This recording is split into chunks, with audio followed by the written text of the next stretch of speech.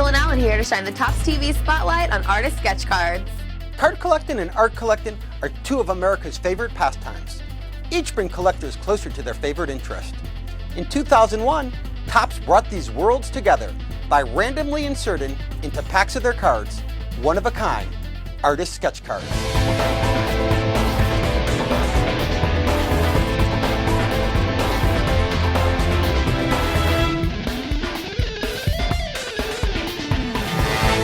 Since 1950, the Topps Company has had the continuous challenge to keep cards interesting and exciting.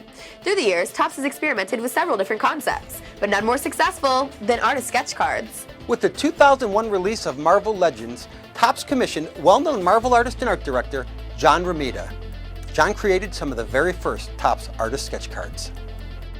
The 2003 release of The Incredible Hulk included some work from another legendary Marvel artist, Marie Severin.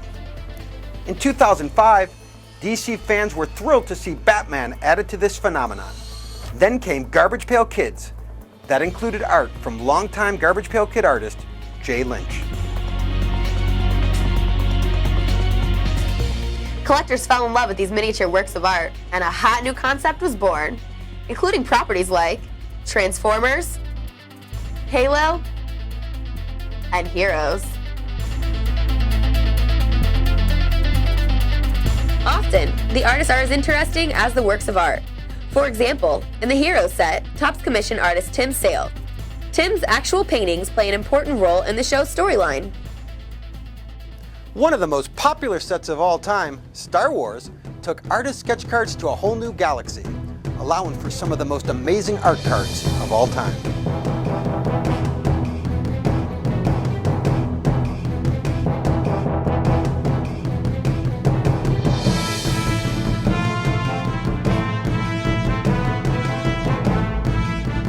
Many talented artists created unique works of art using different styles. Collectors appreciate these skillful illustrations that are created with pencil, pen, marker, and even paint. Like Star Wars, the Lord of the Rings epic had collectors and artists excited. The deep storylines, amazing scenery, and memorable characters allowed for some of the most collectible artist sketch cards of all time.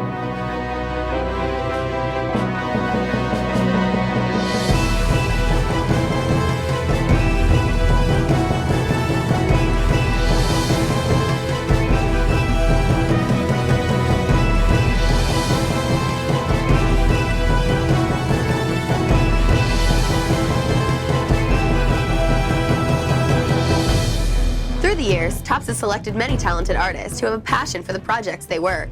But none more passionate than Michel Duran, whose lifelong dream came true when Topps commissioned him for Indiana Jones.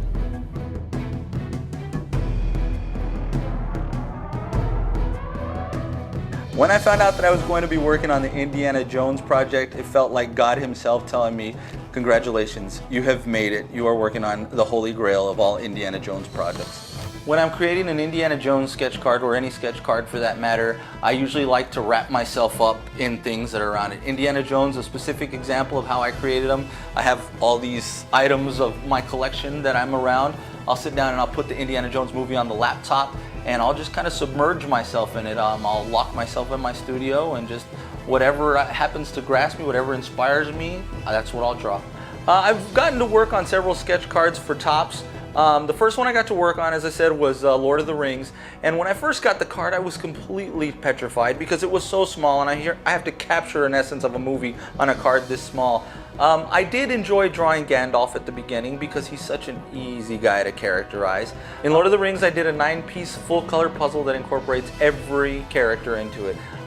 The challenge was that each piece had to have its own character and still stand alone, and then also had to come together and form one fantastic Lord of the Rings piece of goodness. But even then, I was still polishing my style. So by the time I got to Heroes, which was the next one, and again, another amazing property for me to work on. I'm watching the show every week, and wow. So my first reaction was to get to draw our cheerleader, Claire. Save the cheerleader, save the world. And so I got to draw her in her little skirt and blah, blah, blah. And those all came out fantastic. But the one that was hard to capture was Matt Parkman and his always hearing things. I actually got to meet Matt Parkman from Heroes. Greg Grunberg plays him.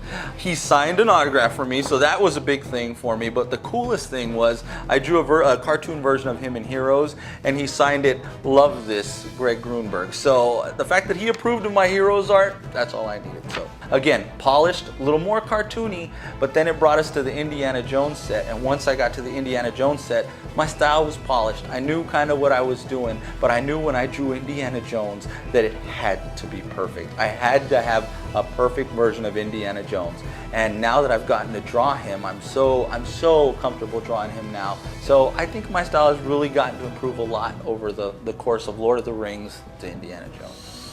Working on Indiana Jones was a big thrill for me because I got to have my biggest fan, my daughter Haley, incorporated through the whole thing. She was there with me when I got my cards. And what did Daddy do when he got his cards? He screamed like a girl and jumped up and down. Yeah, jumping up and down. But you were screaming like a girl with me.